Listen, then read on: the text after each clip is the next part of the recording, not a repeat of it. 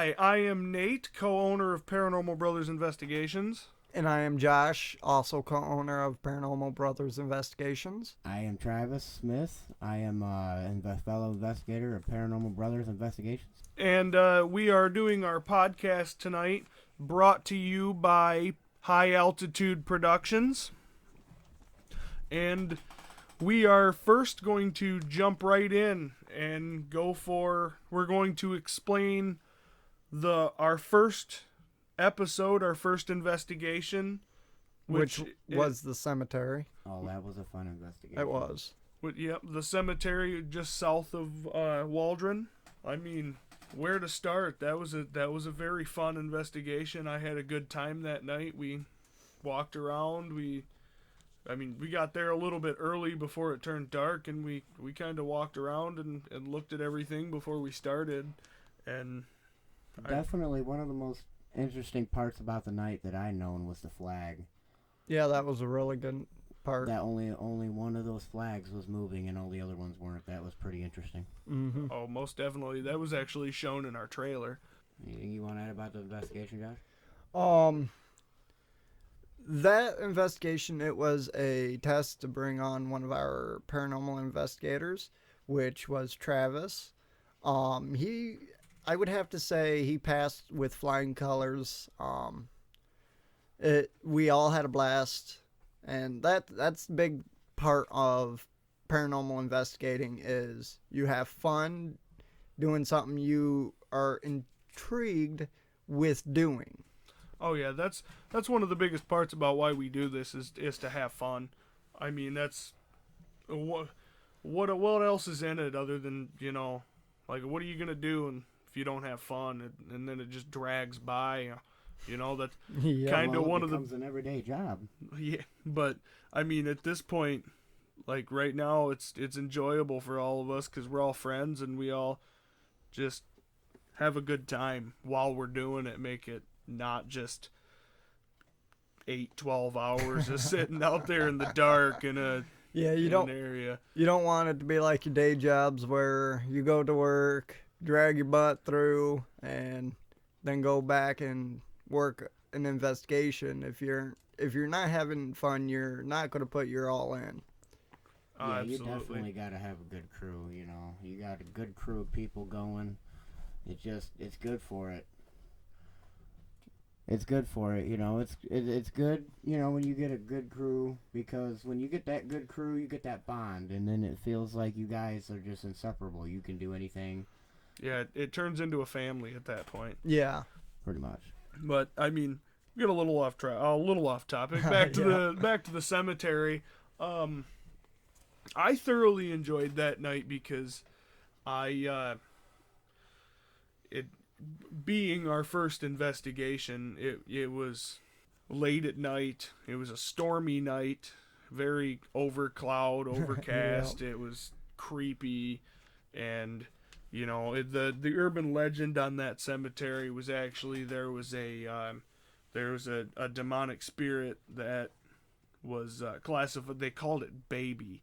I don't know why behind the name or anything like that, but they call it Baby, and they say if you go out there and you're out there during witching hour, you're able to it will come out, and if you call it by its name, it gets really upset and it'll come out and terrorize you. Which we didn't experience that.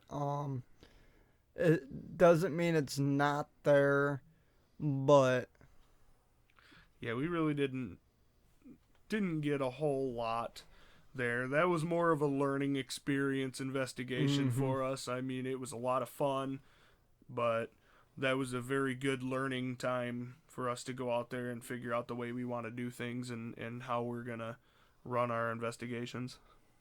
We do have more cemeteries in mind, and a lot more places in mind. Oh yeah, we'd have to visit that cemetery over there in Reading. I heard that one's haunted. Yeah, and then there's another one, I think it's over in Adrian. I'm not 100% sure where that one is. Okay, North Adams Road. Oh, we I would think also have to do an investigation on Church Road. We are not allowed to go on there. The problem with that is it is owned by somebody. The road was closed down, and then somebody bought the land, and Oh, okay, so it is private. yeah, Yes. Okay, I didn't know that. we actually have met the owners, Josh and I, and we gave them our business card, but she claims that there's nothing back there and that we do not have permission to be back there. So Which is fine. As a business, it is our job to get the proper permissions. And respect the wishes of the people that live on the property. 100%. I've got a little bit more to add about the All right. investigation. There were a few like hot spots in that area that I remember more towards the back of there. We heard a voice. I don't think we caught it, but you and I, we heard something. It was back a high-pitched voice. there.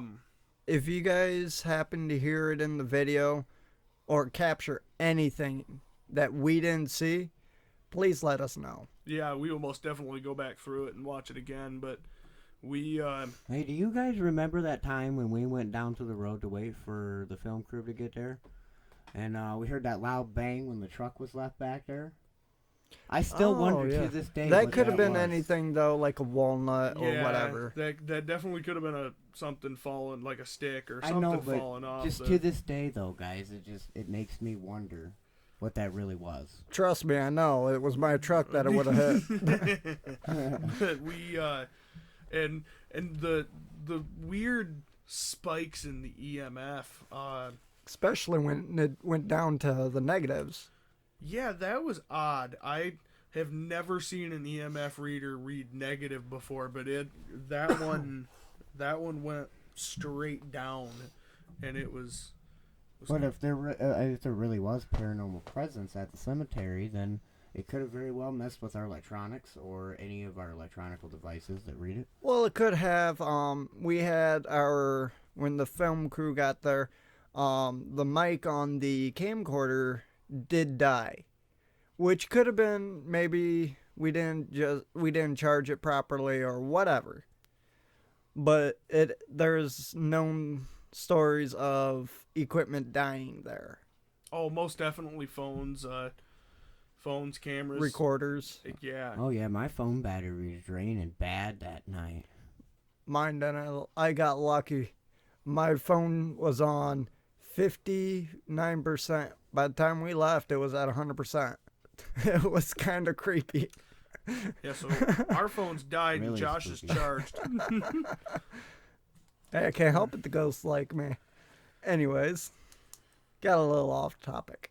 But yeah, we're gonna go in and each one of us are gonna give a little description on what we believe spirits are, what we believe makes up the entity that we have so much fun trying to capture on camera. Yeah.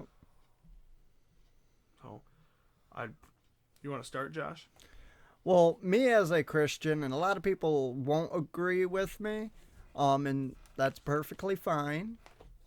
My opinion on spirits is that when we die, I believe that we stay with our bodies until God calls us to be with Him. That's my short description of spirit. Yeah, well, what I kind of believe is, it's different because if you really think about the spectrum of the universe, and when people say that the spectrum of the universe is infinite and it has infinite possibilities, you really have to think in the mind of someone who can theorize what infinite really means. Okay, that means that the universe itself could potentially hold parallel universes, possibly even an infinite amount of parallel universes. We don't know. But nobody knows until you're actually officially gone. But what we do know is that some apparitions, which is a spirit, have remained on the planet after being gone. A lot of speculation in history has led that It depends on how you die, or when you die, or if your life was taken. If it depends on if you would be a dark or a good spirit or a poltergeist in that sense. But I kind of believe when you die, you give back to the universe, like your shift to another dimension. But you're still attached to reality, but just in a different dimensional plane. And you exist, but you're not really existing. That's deep. Yeah, I kind of have a similar belief on that, but I believe that everybody's soul and everybody's inner being is made up of kinetic energy that we put off, and so is basically everything else on the planet. Everything has kinetic energy in it. The trees, the grass, the flowers, like everything does. And where Travis was going, where we give back, I believe when you die, your kinetic energy gets released back into the earth, and some people's are strong enough that it doesn't get released back into the earth and it stays there and remains on the planet.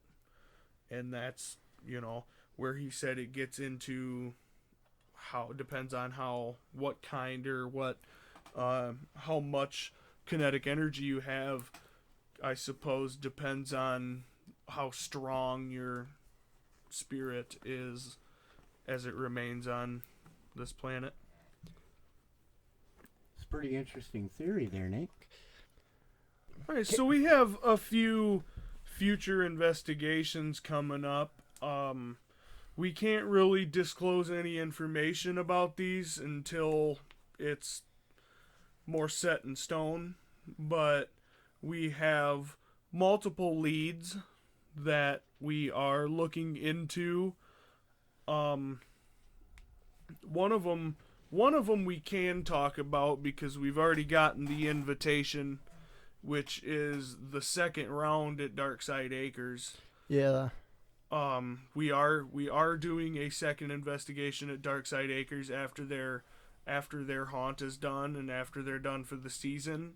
So hopefully in a few weeks we can get back in there for another investigation.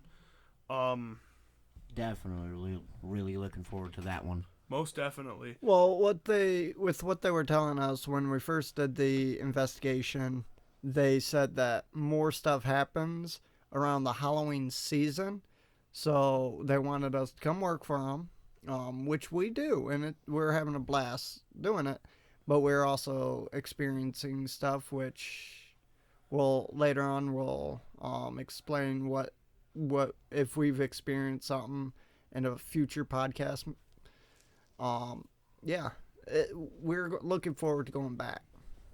Most definitely. We've got, like I said, a few leads that we're checking into, and a few things around the county. And if you guys know of any places that you could let us know on, or that you would like us to check out, that would, please let us know on our YouTube channel or our Facebook page. And if you're a paranormal investigation team and would like to get your name out there, you can also contact us and get you on one of our podcasts. Yeah, that would be great. To meet different paranormal teams, get to know them, get to see what is coming after, get to see their point of view. I would like to also bring up about future podcast we have coming up. Right now we're currently working with a channel called Afterlife Road. We're working on a time on getting them onto our podcast. If you are interested in paranormal, which I imagine you are, go over there, check out their page, subscribe if you like their content, and hit a like on their videos. And we're also working on getting some investigators, other investigation teams to come onto our podcasts, and we're also trying to put together a paranormal society that we can have paranormal teams that can maybe collaborate with each other on this, get together, talk to each other, talk about investigations, let us know about investigations, and even if you might not be a paranormal team and you have some ideas and you want to check out the upcoming page that we will be creating, just let us know and we can work that out. All right. I definitely think that would be really cool to meet some other teams and get their insight on some things that they found and, things that they've learned, picked up from the investigations that they've done. Oh, Yeah. most definitely. Well, part of the Paranormal Society is to help your fellow investigation teams out, teach them something. Maybe they'll teach you something that you don't know.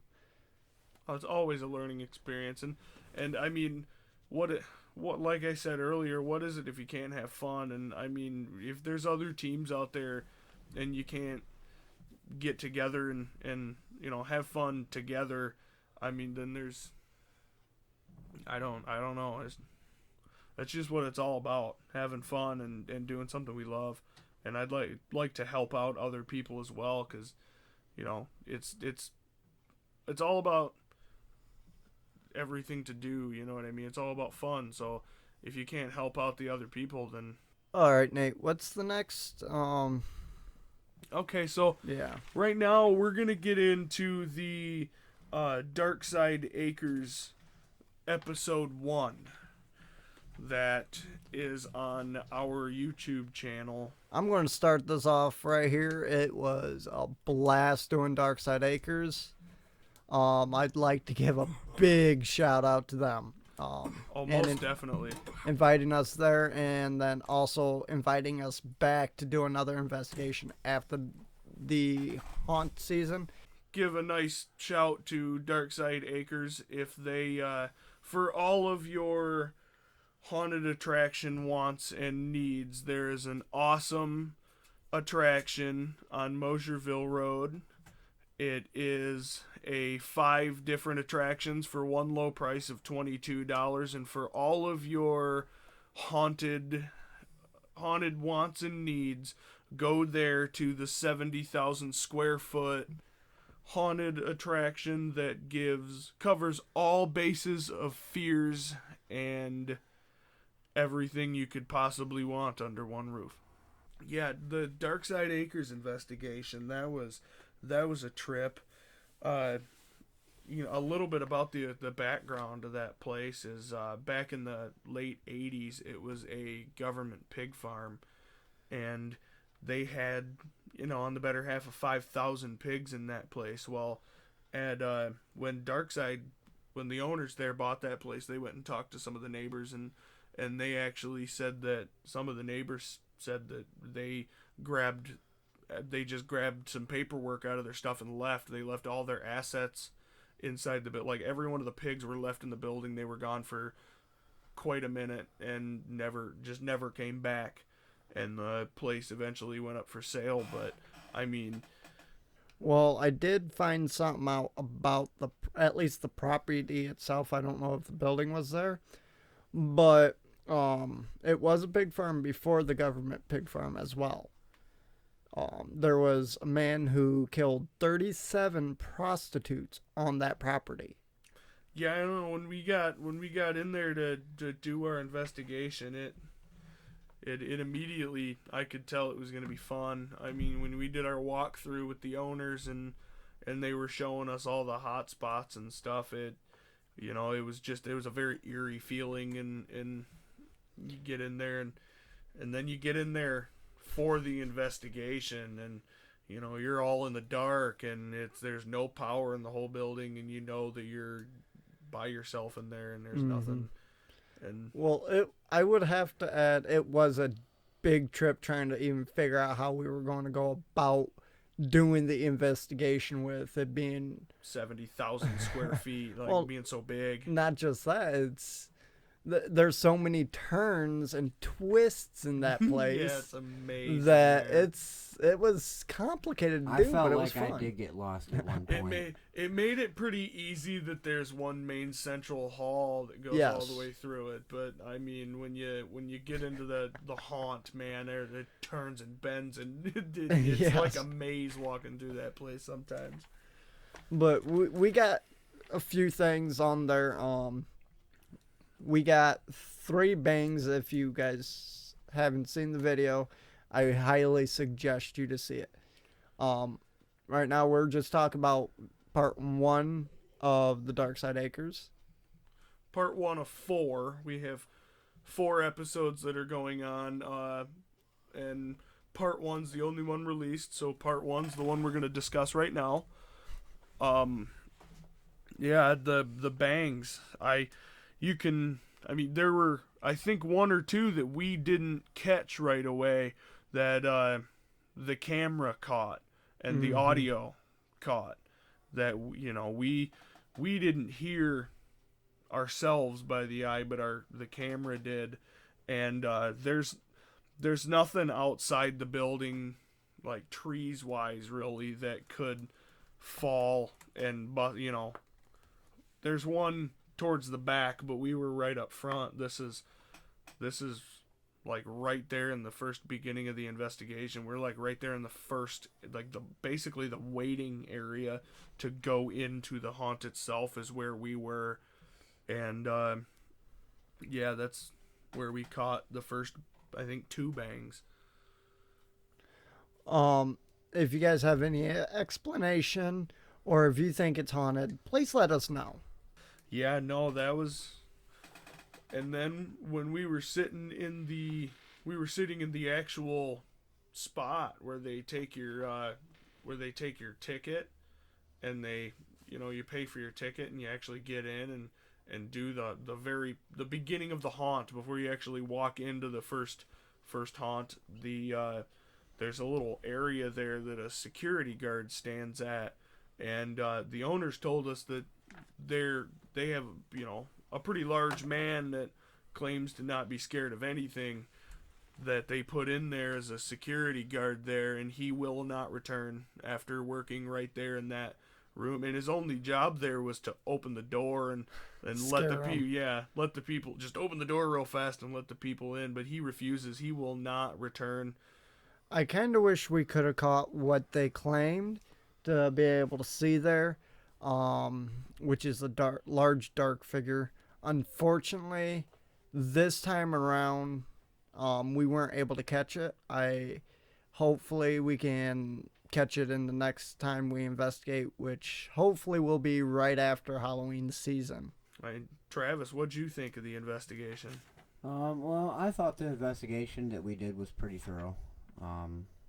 The bangs, because I didn't even hear the first bang. I didn't hear it. I walked right through the first bang, guys. I'm just being honest with you. The first 2, honestly, like, we really didn't hear the first 2 in there, and the one that we did kind of hear was when we were sitting in the entry room that goes into the first. Like, we were sitting there being just quiet and listening, ask a couple questions, and then that one we heard, and yeah, that was.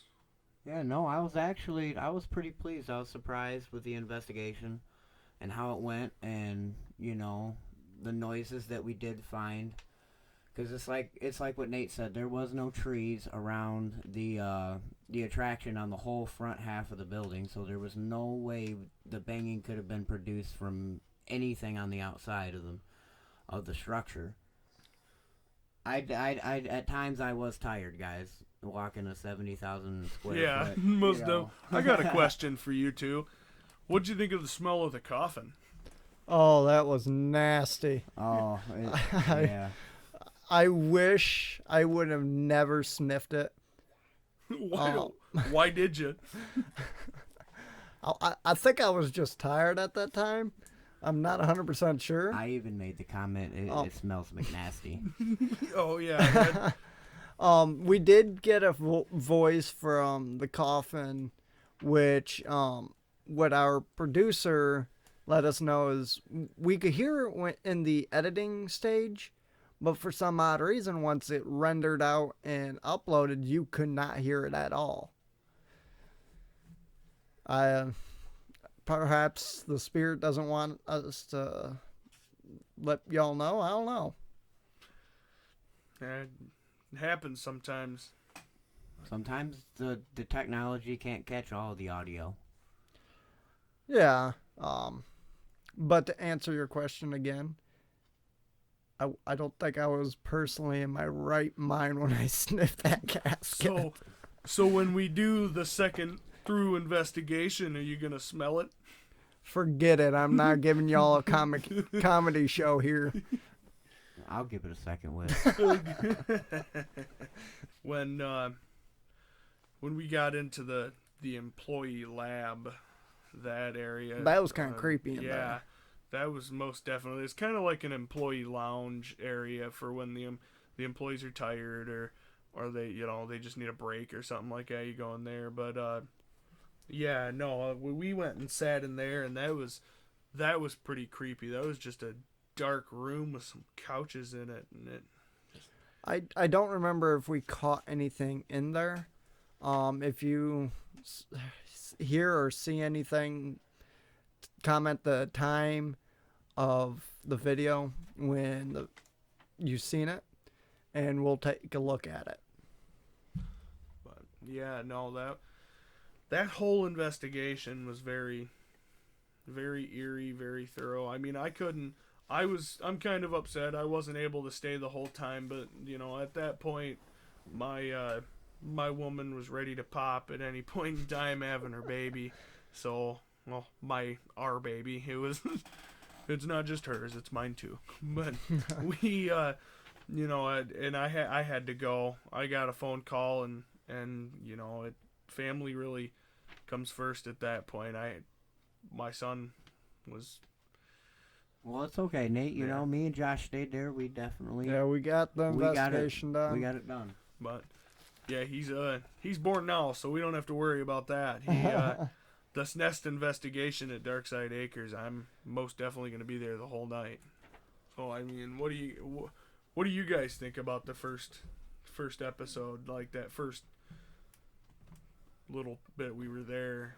Well, the first part, in my opinion, with especially the waiting room, where it was all these sharp turns, just bunch of sharp turns in there that kind of gave it that eerie feel, especially when you're looking back and you shine the flashlight and all you see is a mannequin. So. Oh yeah, I could barely see. Yeah. With no electricity, it made it a lot harder to maneuver the maze. Yes, we would like to do a different part for the entry video to the next investigation at Dark Syde Acres. We're working on that. But we oh yeah, the Dark Syde Acres. Yeah, we kept the flashlights off. What do you have to add? Yeah, yeah. It was we kept the flashlights off for a reason though. It was. We didn't want no light contamination to affect the. No, as I recall, the flashlights kept turning off as we were, when we were in that the waiting or the actual entryway room. We would turn that flashlight. It was fully charged as well, but we would turn that flashlight on, and then we'd walk around the corner, and it would be off. Yeah, we have to turn it back on like twice that night. No, yeah, I think it was more than that. It was like 2 or 3 times. Well, we ended up just going along with a regular flashlight, which seemed to stay on the whole night. But yeah, we like that intro section, that was pretty. I enjoyed walking through there. I enjoyed. Yeah, I definitely did too. I really enjoyed myself. We walked the whole thing at first. I think before we even really started the investigation, all of us the lights were off. We specifically asked them to kill all power in the building, so nothing would throw off our EMF and things like that. So they went to the breaker and they shut down. Like they're the only outlets that were working in the whole building were in the main office up front And in the junks room area. But that's the main, like it's all right there. Yeah. Though, but I mean the whole building, the whole 70,000 square foot, other than that front office, was shut down, and there was no power. So I mean that wouldn't throw off our EMFs. We wanted to make sure of that. Yeah. It was definitely spooky, and having no power in there whatsoever besides the office area was kind of eerie, but oh well. We I actually, one of my favorite parts of the whole investigation was the catacombs. Oh yeah. When we first got into the catacombs and you walk in there, it was, it gave me the chills when you walk into there, because it looked like you were down in the catacombs. Yeah. The real catacombs, and it had an eerie feel to it. Most definitely. But I mean that casket definitely. Yeah, that casket was something else. Well, so we're going to kind of start wrapping it up here, and, I'll kind of give a little overview.